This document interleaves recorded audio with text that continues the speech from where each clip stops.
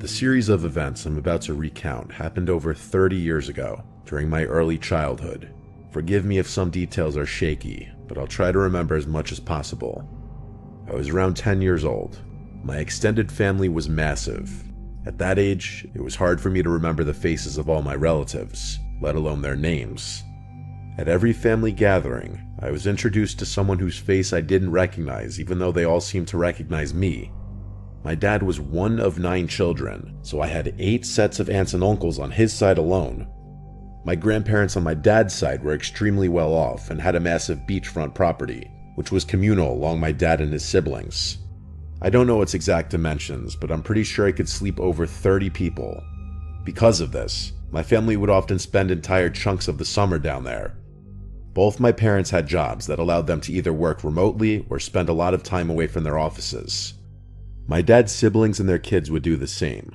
There was rarely a time when it was just our family at the beach house. I got along with all my cousins, and preferred spending time at the beach house rather than at home since I was closer with some of my cousins than any of my hometown friends.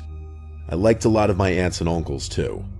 My favorite by far was Uncle Joseph, who was the father of my cousin Brandon. Brandon was honestly kind of antisocial, and we didn't really play that much together. Uncle Joseph was awesome though, and he'd never fail to brighten my mood or make me laugh. In addition to being great with kids, he was a licensed therapist and psychiatrist, and was often who I'd turn to in times of need. There's a decent chance he knew more about me than my parents did. I confided in him regularly, and there was nothing I was uncomfortable divulging. Anyway, that summer, I began having tremendously graphic and disturbing nightmares. As far as I can recall, there weren't any common themes between them. They'd all just be about something psychologically taxing, like a family member dying or being alone forever, or something along those lines. I wish I could provide more details, but I've long since purged my mind of those horrors. I do remember one dream distinctly though. It was one of those false awakening dreams. I woke up and went downstairs to meet my parents for breakfast, like I'd do on a typical morning. When I got downstairs though, they weren't in the kitchen, and there was no food on the dining room table. I ran back upstairs and barged into my parents' and then siblings' rooms, but no one was there. The rest of the dream was basically me crying on my bedroom floor, wondering why everyone had abandoned me. After 3 or 4 of those nightmares in a row, I decided to tell my Uncle Joseph out of embarrassment of telling my parents. He listened with a concerned look on his face as I described the kinds of things I was experiencing, and he even started writing things down in his little notebook. He instructed me to do some meaningful internal self-reflection as something was clawing at my subconscious. What kind of self-reflection was I supposed to do though? I was 10 years old. He told me he'd mull things over, and that I should come back to him if the problem persisted. Of course, it did. A few days and nightmares later, I gave Uncle Joseph an update. He told me he'd been thinking about the situation, and that he had figured out what was going on in my brain. He said that even though I didn't think it, I was deeply frustrated with my parents and was harboring some unresolved resentment towards them. I was more confused than I've ever been. I was nothing if not a well-behaved, polite, grateful kid. I had always listened to my parents and loved them more than anything. Uncle Joseph knew what he was talking about though. He was a therapist after all. I assumed he had dealt with similar situations in the past and considered myself lucky that he was helping me. I asked him how I should proceed with everything, and told him this newfound knowledge kind of scared me.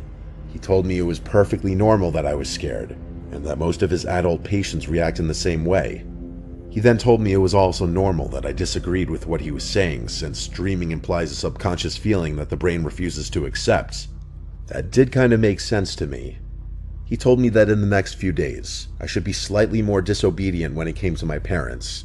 He told me to try saying no more often, and to argue with them when I didn't get my way. So that's what I did. For 3 days after talking to him, I behaved so uncharacteristically that my parents got concerned. They told me they didn't like my recent behavior, and I'd better quit it. It killed me to do that to them, but I couldn't stand having nightmares literally every night. My 10-year-old self would have done anything to put an end to those night terrors.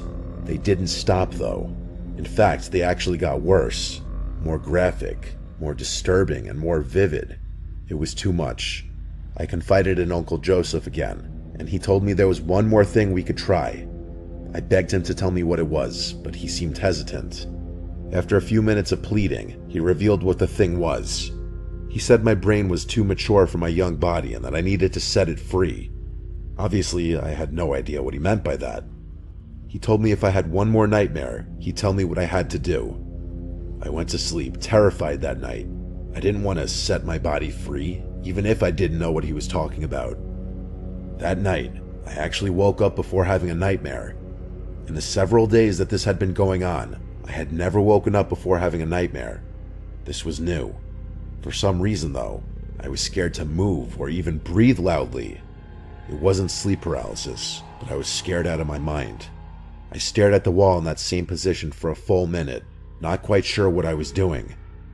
The next thing I heard was something I will never forget, no matter how hard I try. Whispering, right next to my ear.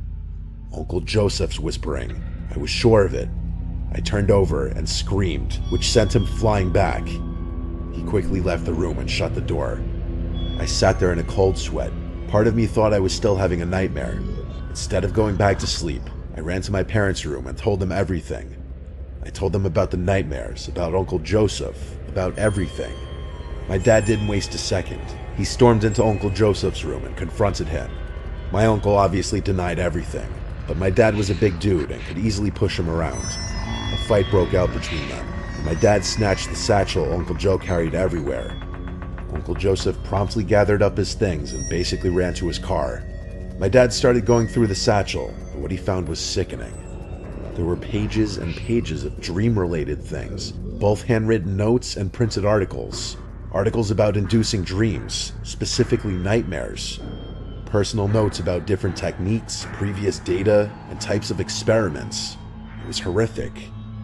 Uncle Joseph was eventually arrested, as the police found some even more suggestive things on his computer. I'm not going to go into full detail, but I'm sure you could piece together what they found based on Uncle Joseph wanting to set my body free. I never saw him again. I don't know what happened to him long term, since my parents never liked talking about the situation, at least around me. Sometimes I kick myself for being so naive about the whole thing, but there's nothing I can do about that now.